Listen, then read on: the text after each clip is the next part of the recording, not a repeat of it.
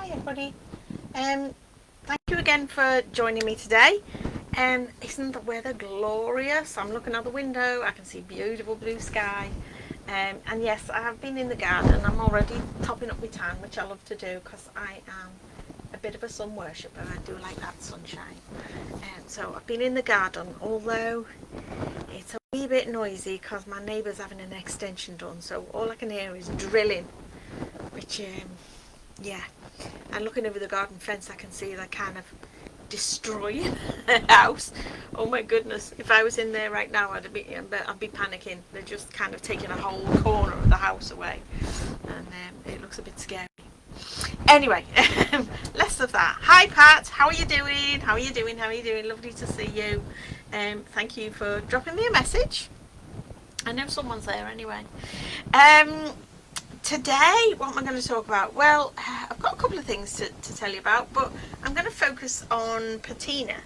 And I know we patina a lot of our work and things like that, but just been taking a bit of a longer look into patina over the past week, and looking at different products, different results, different effects, all sorts. So I'm going to just have a little bit of a chat with you about that. And then also I'll tell you a little bit more about a few things that have happened this week. So has anything exciting happened to you this week? Anything interesting? Have you been working on a project? Or are you just sat in the garden? Or can't be bothered to join me today? That's fine. So I don't blame you if you're out and about and enjoying this sun. We've been indoors for so long, haven't we? And it's so nice to get out in the sun. So, last week I talked about setting you a little bit of a challenge surrounding looking at finding some inspiration centered around a historical artifact. Now, did you do anything about that? I don't know. Maybe you did, maybe you didn't. Has it inspired you to make anything or create anything or think through things? I kind of started looking around the house. I haven't got many historical artifacts, but one thing I do have is an heirloom that was given to me, gosh, I can't even remember, probably more than 20 years ago by my grandma. And it's a pair of glove stretchers. So back in the day when ladies wore wonderful gloves and leather, beautiful leather gloves, but the fingers were made very small and very narrow, and you put these glove stretchers in and they act a little bit like a pair of scissors. They're very long and thin, finger shaped, with kind of a scissor action on them, so they open up to stretch the gloves. So they were my historical artifact that I looked at today and wondered how they were going to influence some kind of design, because they had this kind of scissor action. So I'm still thinking that through, I'll be honest. I haven't quite worked out how I'm going to interpret that into a design, but I will. So at some point, so that's what I've been thinking about and pondering about this week. So just wanting to take a closer look at patina. We're going to tell you what patina is really, what it's used for, what the different products are available, and how you set up your workspace, what tools you'll need, how you can get different results, and effects. That's the best thing, creating different effects. Creating resists. What about removing patina? I'll show you about that. Do you want to keep that patina look all the time? I'll tell you about how we can keep that. Disposal of the patina. These are some kind of frequently asked questions I get all the time. How do we keep it? Can we still put a stone in it, or can we patina after we put a stone in it? Has it got a shelf life, and can you use tarnish removers? All of these things. So I'm going to kind of address all that as I go through answering all the questions. So, if you've got any questions centering around patina, if you want to pop them in the box, I will see what I can do to answer them. And hopefully come up with an answer for you. So, first of all, what is patina? So patina is this aged effect. It is a natural progression, or progression is the wrong word. It's a natural effect that can happen to silver jewellery over time. So if you've ever seen the Antiques Roadshow and you've seen people bring in silver items, you know they've got this wonderful kind of dark colours in the nooks and crannies and recesses of pieces. I was watching a programme just last night, and it was, who was it? It was Nadia, who's that wonderful girl that won the Bake Off a couple of years ago, and that wonderful mad chef. And they were looking at no, he's not a chef, is he? He's a maitre d'. And they were going around different areas, and they came to Yorkshire, and they went to Betty's Tea Rooms, and they were showing you all the silver teapots all lined up and how they clean and polish these silver teapots on a daily basis, so that they make sure they're gorgeous.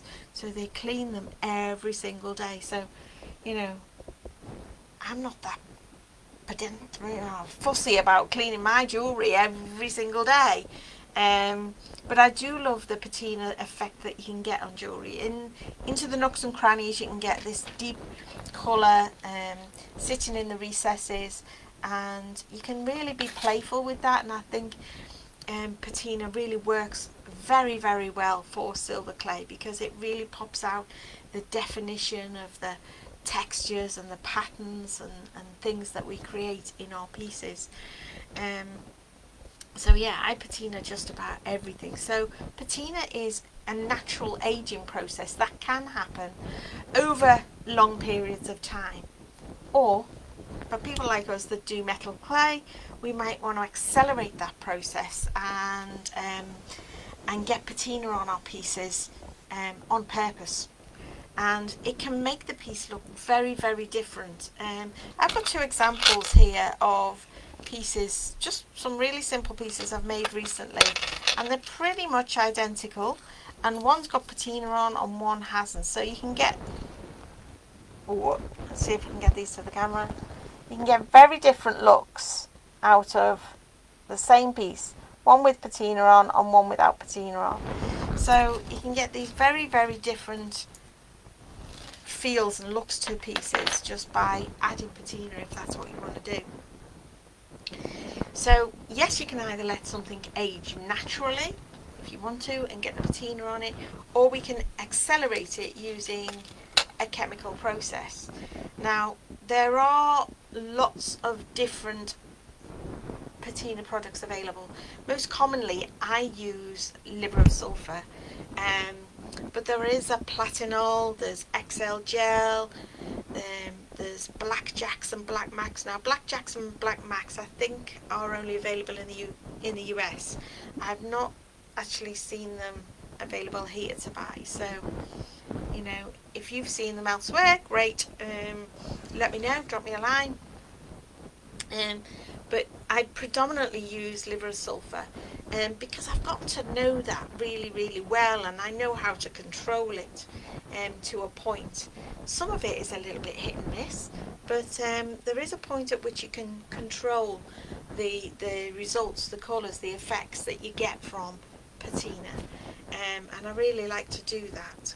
So just to show you an example of that, is a piece I made a good few years back now, and I wanted to create something that was quite simple in design.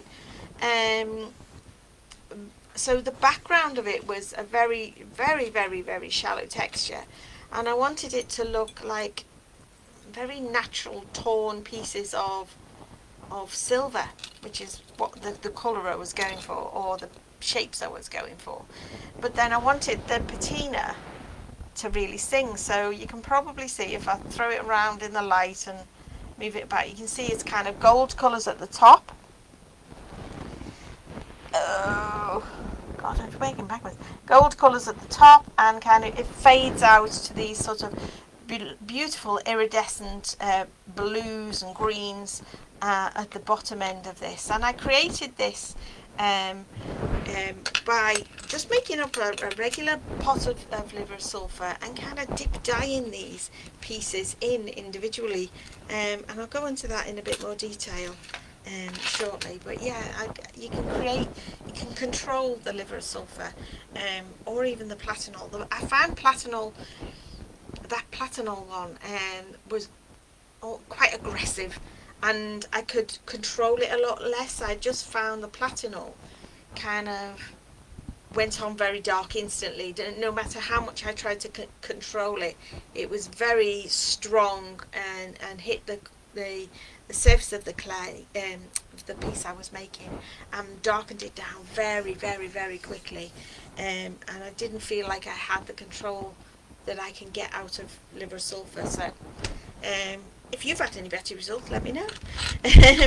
But yeah, you can get these different results.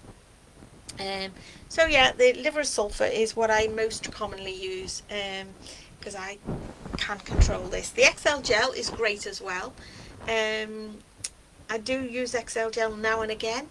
I don't get a lot of it, but I've just got so much of the liver sulfur that I use that mostly. Now I will say that the liver sulfur I buy in huge, like catering bottles, massive bottles, but you can buy them in really small little bottles from metalclay.co.uk, my one-stop shop for all my bits and bobs.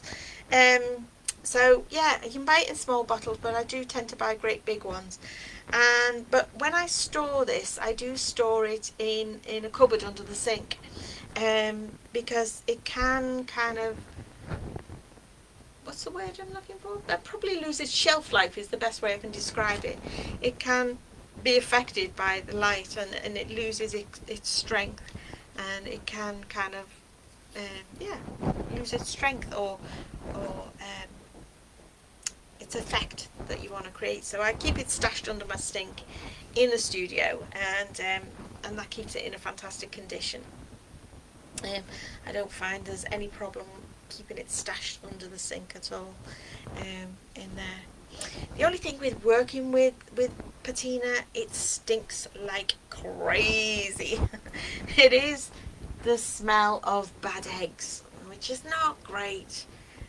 So if you're going to work with patina, I suggest you find yourself a nice, well ventilated area. You can either do this outside, or make sure you do it, by a window or in a well ventilated room. Because some people actually gag on the smell. It's awful. I've kind of got used to it over the years. I know it smells horrible, but I've kind of got used to that. But yeah, for people that are not used to this, if you're teaching or if you're new to this, then yeah, it's a pretty awful smell, and does kind of linger around for a while. So, maybe not in your kitchen if you're just about to cook, but outside is a good idea, because the fumes. It's not awful.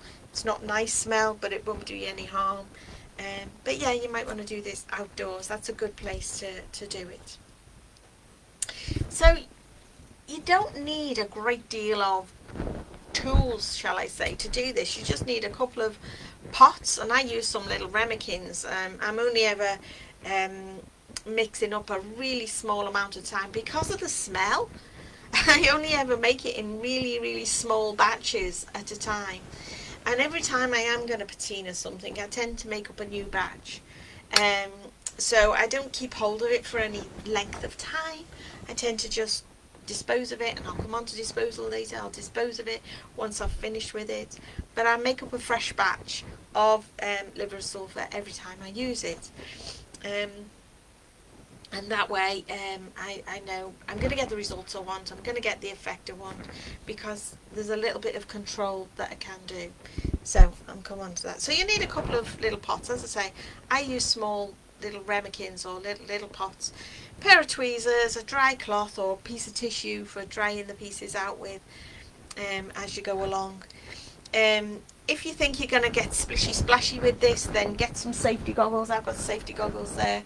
I keep everything in such a small contained area and space that I'm not going to be splashing loads of stuff all over the place, but just in case, if you think you're going to get a bit splashy moving things around, then safety goggles are a good idea too. Now generally when I'm at the studio, I do this near the sink, and I'll line up my pot of liver sulphur and a second little pot of just clean water, and it's usually just cold water, clean cold water.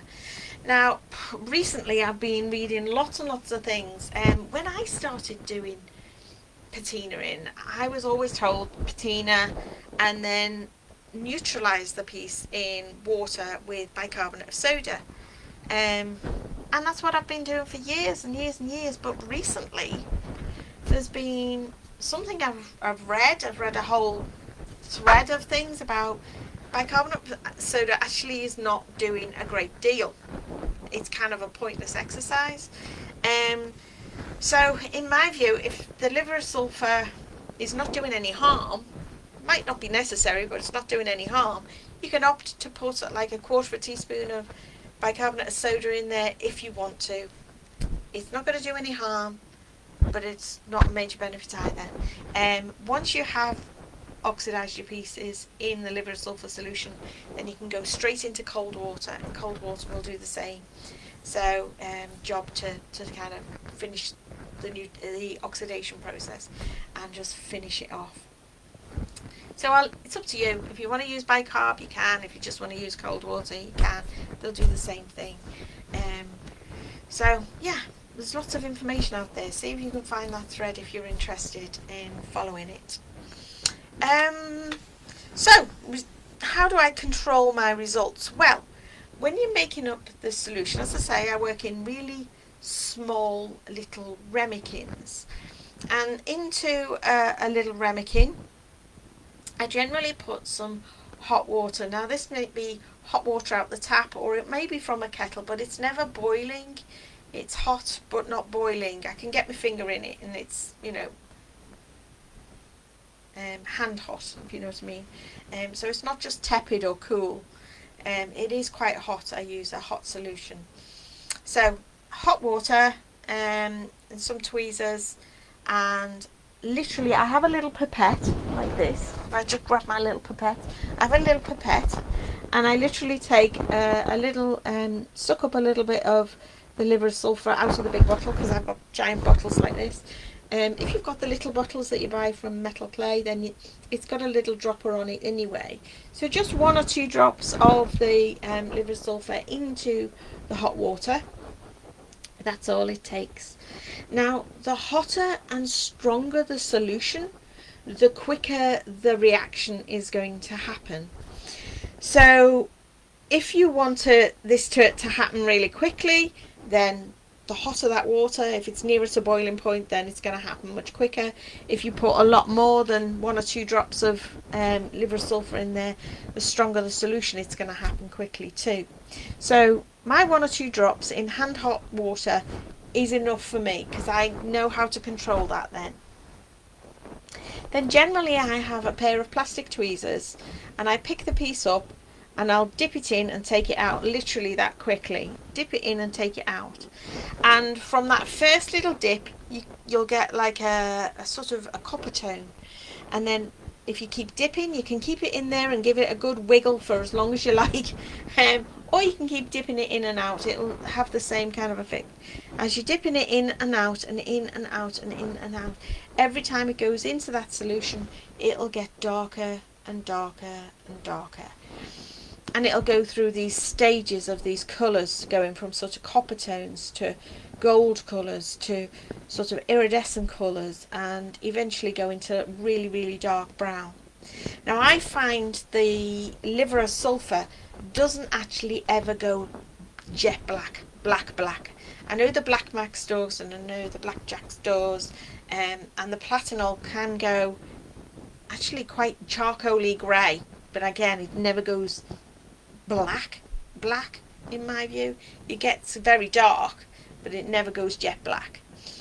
So I get it as dark as I want it to be. And then once I've got the colour I want to achieve, then I can take it out, put it into the water solution or the bicarbonate and water solution, give that a little rinse and dry off the piece with a bit of tissue.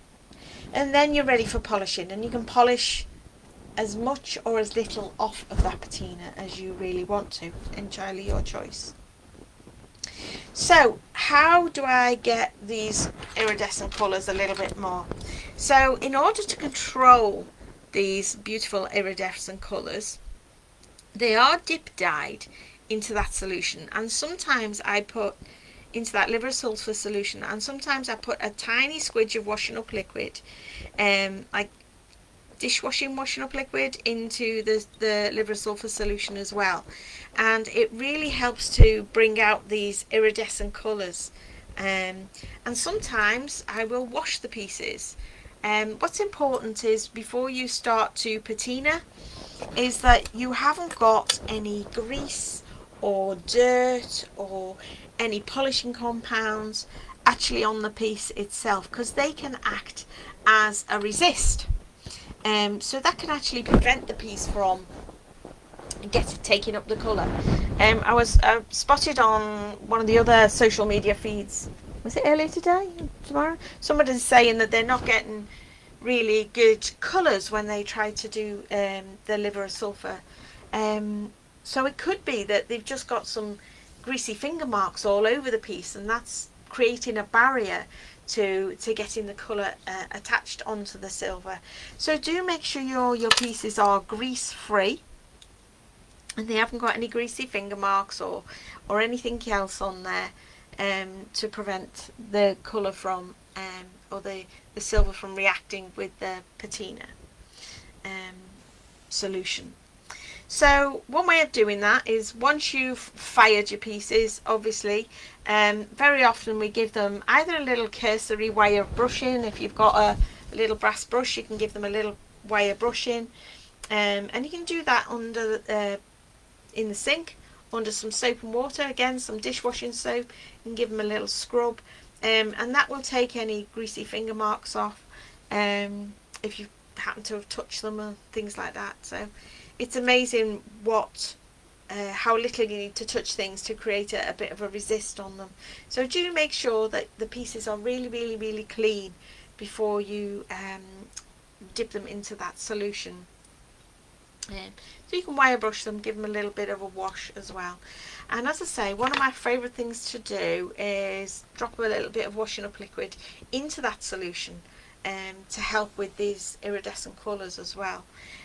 But also I will possibly get a little bit of neat washing up liquid and just rub it onto the surface just with my fingers of the pieces, and then literally just dance it under the tap of with some water. If the tap is on, water's running, literally just throw it under the tap like that. I don't want to wash off all the washing up liquid. I do want it to have a little bit on there because it will help with this iridescent colour change that you might want to create. So that's how I create those sort of colours. And as I say, you can get some really amazing effects. These are two pieces again, one that has had patina on it and then most of the patina rubbed back off, and the other one with no patina at all. So this one's got no patina at all. It's very, very, very shiny, and this one has got patina on it. And as you can see, in the recesses, it's very dark. So it really, really pops out the definition of the pattern and the shape and the form that's been put into this piece. So I really like oxidizing my pieces. I really do. And there's not much I don't oxidize, to be honest. But, you know, it's personal choice. This particular piece that I've got in front of me now is a piece I'm currently teaching. It's called Surreal Dream.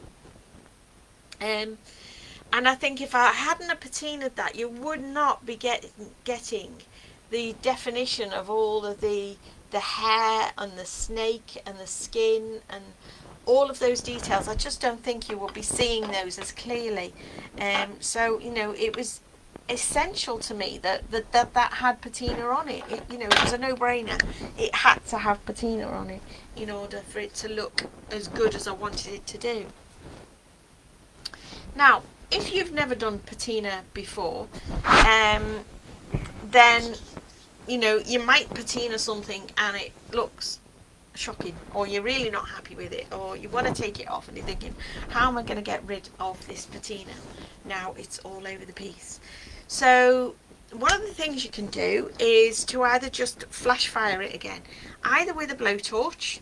You can just take a blowtorch just quickly over the piece and gently, and that will literally burn off the liver sulfur solution.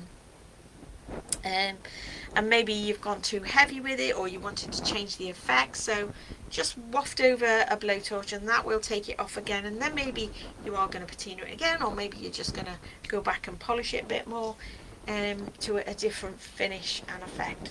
So that's one way. Or you can buy these patina gel solutions that you or I shouldn't say patina gel, sorry, backtrack.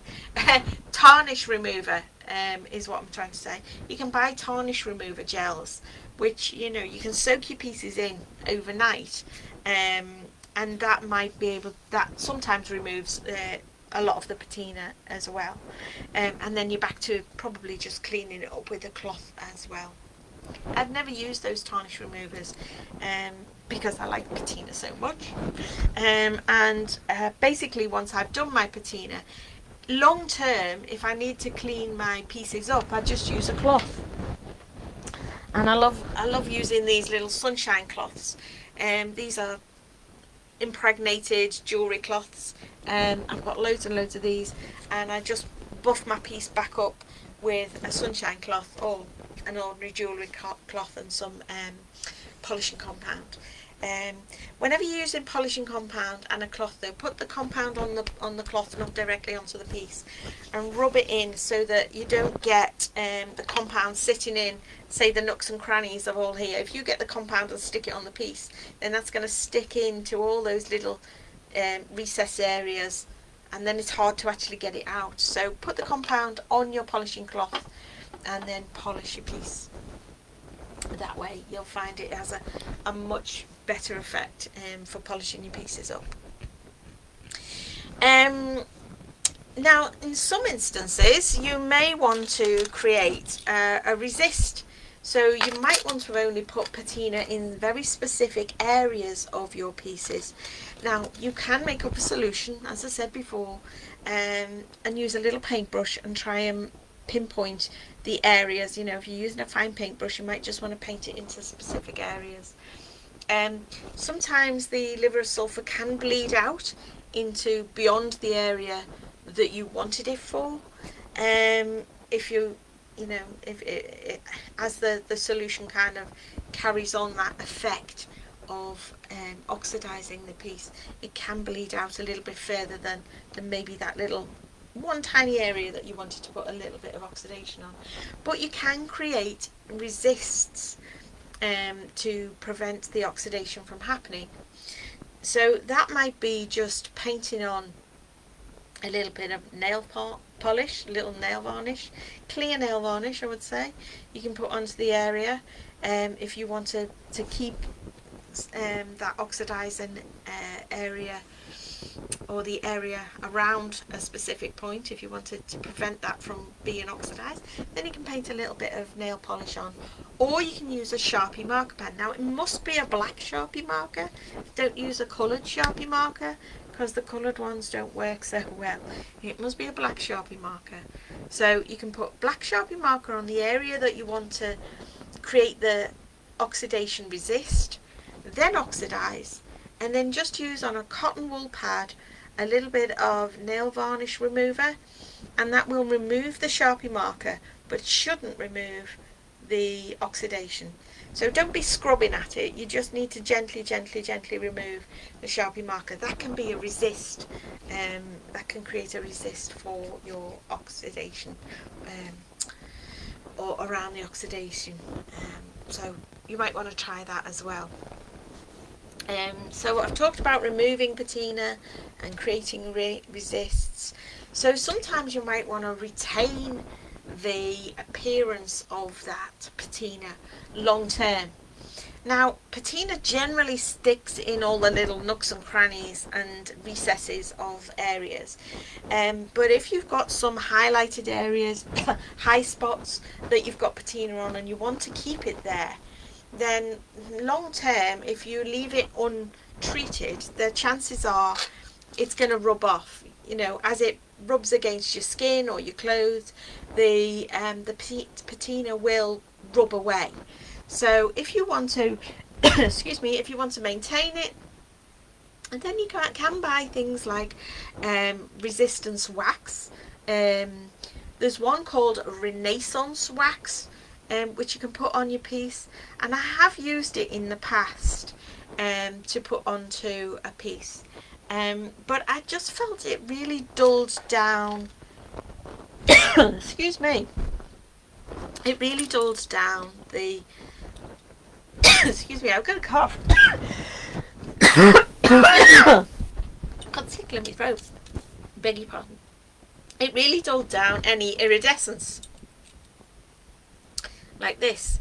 Where you've got this wonderful, wonderful, and I'm not even sure if this is picking up really well on the video, but it can really dull down the iridescent colours. But you know, if you wanted to try it, you can try it. It's called Renaissance wax. Either that, or you can put a very, very, very thin coating of clear nail polish on again, or you can get spray lacquers, and these spray lacquers can be used for wood, that kind of thing. So you might want to try a spray lacquer if you wanted to maintain a patina colour on it. You can spray them. Make sure that if you're using these spray lacquers, they probably need to be used outdoors with masks and goggles and things like that. So safety all the time, remember that. So just give that some thought if you're wanting to create and maintain the appearance of the patina. Now, once you've used your patina, mine tends to go a little bit cloudy and eventually will go clear, which I know it means it's spent, it's used, it's gone. So at that point, it's time for me to get rid of it. Now,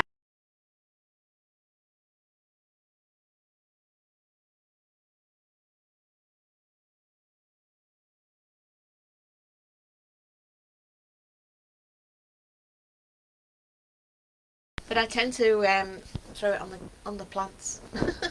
I tend to throw it on my plants. So you can pop it on your plants. I wouldn't suggest you put it down your sink, because it will make you stink, if you catch my drift. And then you'll be tempted to stick bleach down your sink or something to get rid of the smell, and that's not good. You don't want to be mixing chemicals. If you don't know about mixing chemicals, don't do it. You can produce some noxious gases and things like that, so don't be doing that. But yeah, dispose of it safely. I tend to put it onto my plants in the garden. But yeah, don't throw it down your sink. It'll make you sink. Oh, I can't say it. Stink.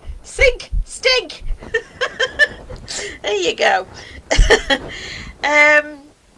So one of the other things one of the frequently asked questions is that I get when I'm teaching about using patina is, can you patina after you've set a stone? Well, if we've done some stone setting into a piece, so if it's a cubic zirconia, a fireable gemstone of some sort, then yes, you're going to be able to patina after the piece has been fired. There's no problem in there. But if you're setting something like an opal, then no. Excuse me, opals are very well, they will spoil. Let's put it at that. But they will spoil if you have an opal set into a piece, and then you decide to oxidize it then with the liver sulfur solution. It will really spoil your opal, so don't do that. If necessary, what I'd suggest is you always do your patina before you set any sort of if you're going to set any stones after firing anyway, set them after you've done the patina, not before you've done the patina. So yeah, do your patinaing first, and make sure that you know your stones are going to be resistant to chemicals such as liver sulfur if you want to put stones in. So what else can I tell you? What have I missed? I've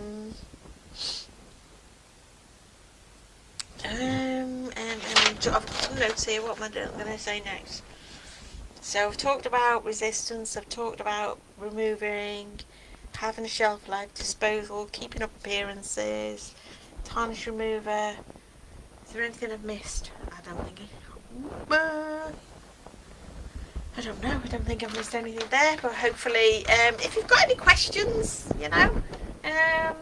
around patina, then please just drop me a line. I'll try and answer them as soon as I can.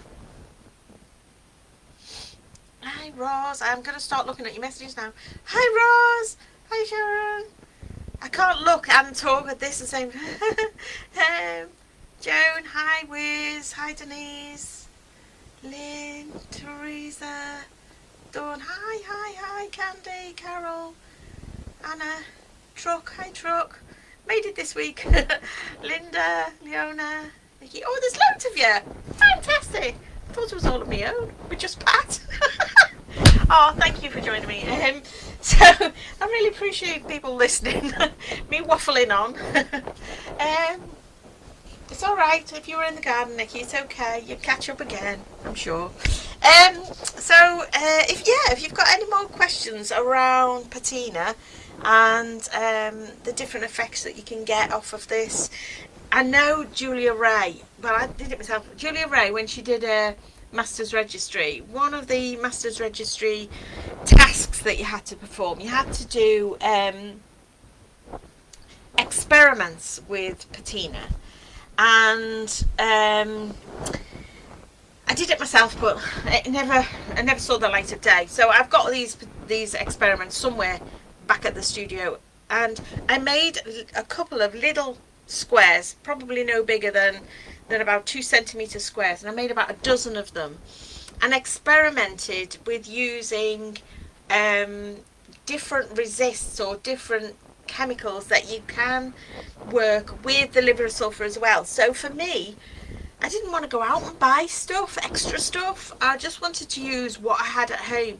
So I started raiding the kitchen cupboard, and I got things like vinegar and salt and mayonnaise and milk out of my kitchen cupboards, and started using those to mix with and making like recipes of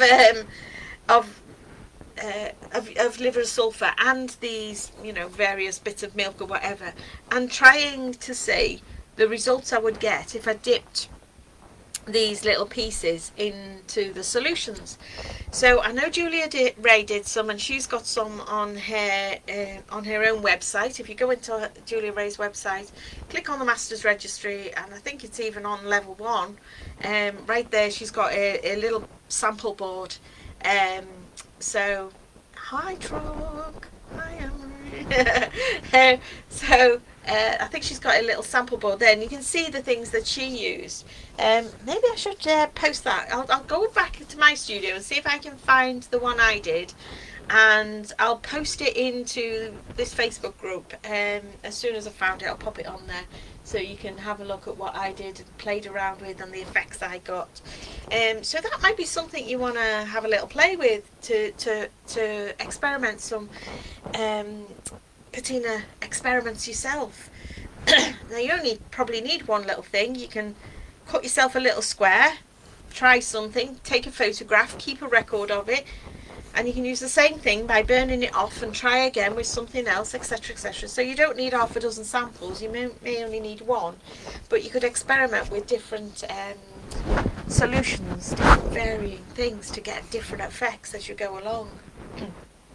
Boiled egg doesn't work at all on pewter. Oh, thanks Nikki. But yeah, you can make your own. If you don't want to use liver sulfur, you can use boiled eggs. Yeah, if you get some boiled eggs and smash them up, and put them in a plastic bag, and put your piece in a plastic bag. It takes ages. There is sulfur in eggs, so it will happen, but it's a bit of a painful, slow process. So I'm not that patient really. I'd rather just buy some liver of sulfur and wham bam, it's done in seconds. So if you wanted to give that a go, you can try boiled eggs. If you don't fancy using chemicals, you can use a boiled egg or two. So yeah, give that a try. So there we go. So that's all that I'm going to talk about really with patina, unless anybody else has got any other comments or questions you want to ask me about or throw into the mix. If you had any strange results or difficulties with any patinas, then let me know. I used boiled eggs during lockdown, worked really well. Thanks, Vicky. Did you not have any liver sulfur, or you just wanted to try it as an experiment? That would be lovely to know. Oh, that's good. Yeah, so if you've got any things you've tried, then do let me know. So just on changing the subject a little bit, I wanted to tell you about something else I've been doing or did this week, because I bought some wonderful gemstones from our wonderful friends at metalclay.co.uk, and I kind of saw these shiny gems, and kind of I bought them. And it did say that they were fireable gems, and then I passed a comment.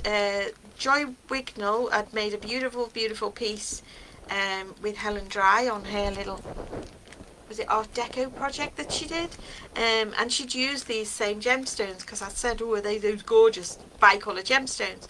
So she said yes. And then Wiz, I think you're watching Wiz, Wiz came in with, there was a problem with firing.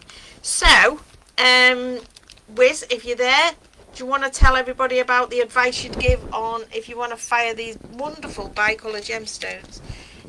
She's been doing some amazing work, and I'm not going to steal what she's done. She's been doing some wonderful work on these, and hopefully we can get to a point where we won't spoil these beautiful bicones. Look at these, they're gorgeous, they're gorgeous, they're gorgeous, they're gorgeous. They're like bicoloured, they're two colours. They remind me of like ametrine anyway. So yeah, Wiz, if you're there, if you can drop us a line. Thanks, Joy. Metal Clay are now saying they don't fire above 800. And not in sterling. They've updated their website. That's good to know. That's really good to know. So Vicky, what you said, no liver sulphur at the time and plenty of time to wait due to lockdown. Have liver sulphur now, though I will be experimenting over the weekend. Yeah.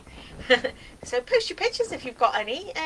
If you do any wonderful experiments and have some interesting results, then tell us what you did and post pictures on here. We'd love to see them. Yeah, that'd be great. So I'm glad. Thanks, Joy, for letting us know that they've updated the website now. Yes, so keep your firings low, not in sterling silver clay. But yeah, I do like these. I think they're amazing. But I am going to be careful about how I fire them. So thank you for the advice. I'll comment some details shortly. Okay, thanks, Wiz. I know you said she's done all the hard work, so I'm not going to steal her thunder. She's done all the hard work of firing them. And I'm sure she's been giving, I know you've been giving feedback to Metal Clay on them, which is really important, because they are beautiful, but we want to get it right. We don't want any mishaps and things in there. So yes, I was doing those, and I'm going to give a little bit of a shout to some of my friends at Jewellery Makers as well. The wonderful Debbie Kershaw, who I've known for donkey's years, has just released a wonderful little jewellery making kit, and it's been sold through Argos, and it's branded all by her name, in Debbie Kershaw's name, and I think it's a fabulous little kit for teenagers or children over the Easter holidays instead of Easter eggs. So I just wanted to tell you about Debbie's fabulous new little jewellery making kit, which she's got going in Argos. So if you want to go and have a look at that. I'm rustling a lot, am I? Oh, sorry. When I bought those bicoloured gems, it didn't say if they could be fired or not. I haven't used them yet. And Tracy says, okay, Candy. And Tracy says, thanks for all the info. I hope you hope to make next week. I'm really enjoying being able to do. Yay! Thank you, Tracy. Sorry if I'm rustling. Nikki, I'm sorry I'm rustling. And I also wanted to give a little shout to Laura Binding, who has been producing some chainmail little booklets through Jewellery Maker.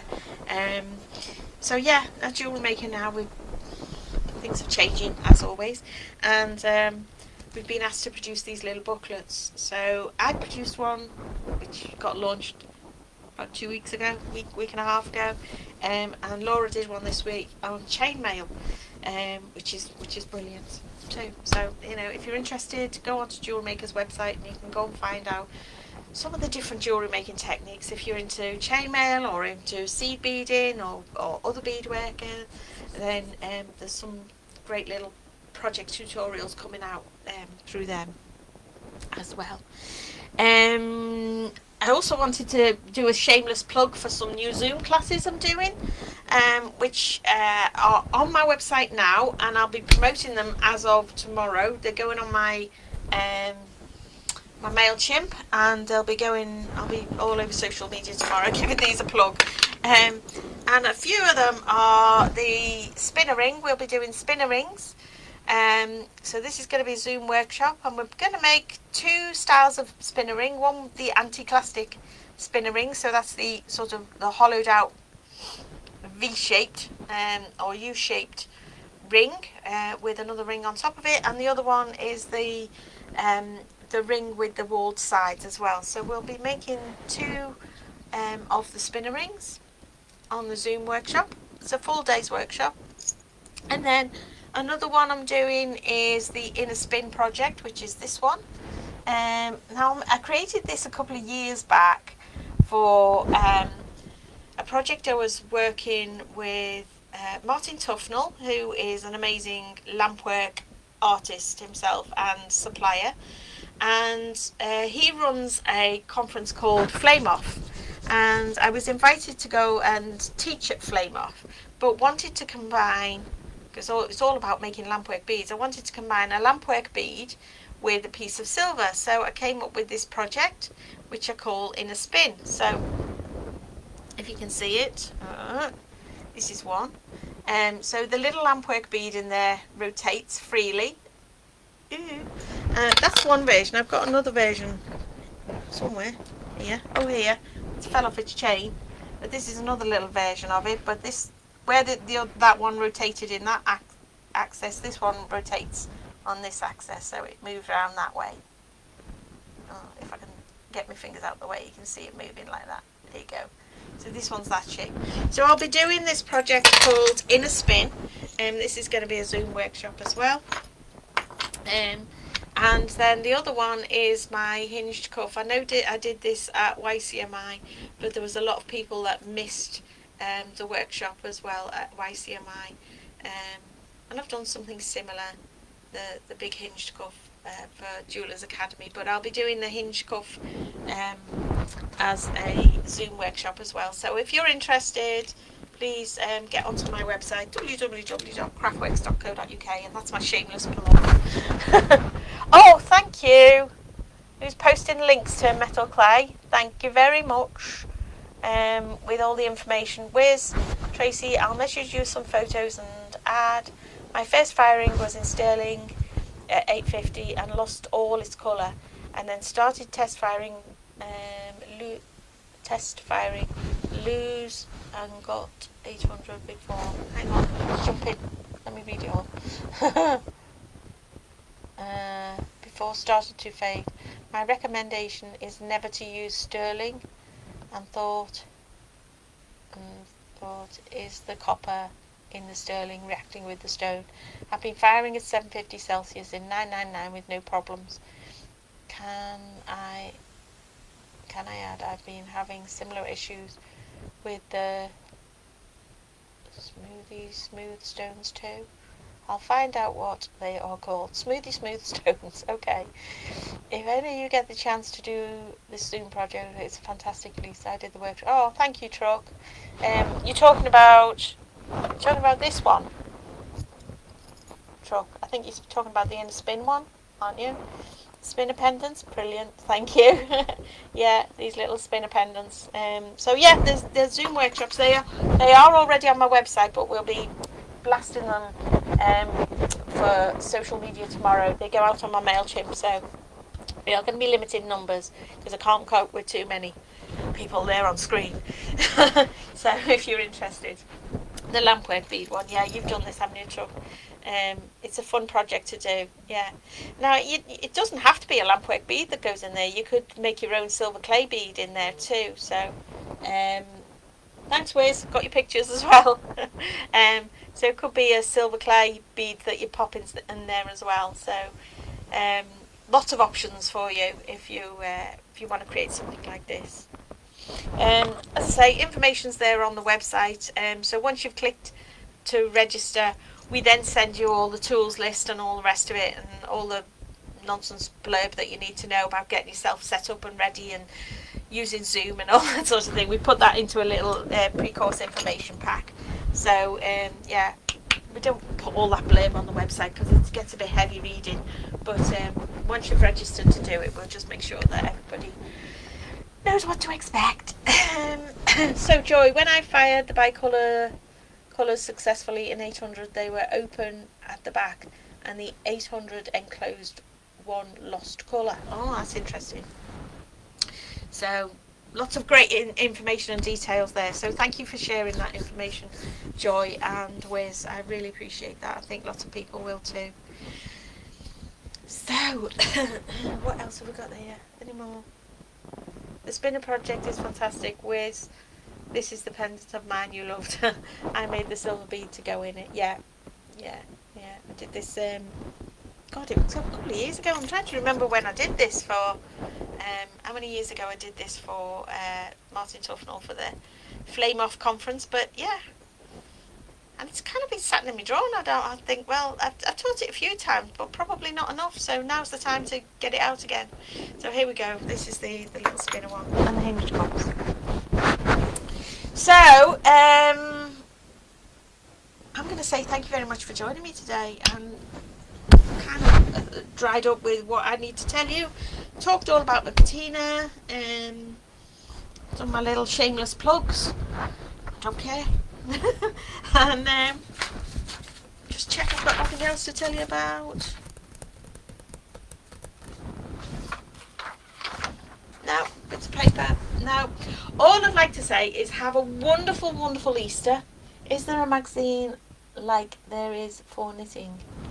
Oh, there used to be some fabulous magazines, Lynn. But sadly, there aren't many magazines around anymore. There used to be one called Metal Clay. Today, I think it's still online, possibly. You might want to check out if the Metal Clay... Have I got one down here? No, there used to be Metal Clay magazines, but you know the printed magazines certainly don't exist anymore. But you might find there are still magazines online or even back copies, and perhaps try Metal Clay Academy. There might be back copies advertised there that you can buy as well. So yeah, if you're looking for magazines, I do articles for Bead and Jewellery magazine on a regular basis. I know it's predominantly a seed bead magazine, but for some reason I get in there with silver clay projects, so if you're interested you might want to go and have a look at that. Flame Off 2017, oh wow. Where does time fly? Yeah, and that was May 2017. Oh, yeah, it was, wasn't it? I made this project 2017, crikey, how time flies. So there we go. If you've got any more questions, no, I'm going to say thank you for listening to my blab, and I wish you all a happy Easter. Have a wonderful time, and enjoy the rest of the sunshine today. Thank you very much. Take care. Bye bye.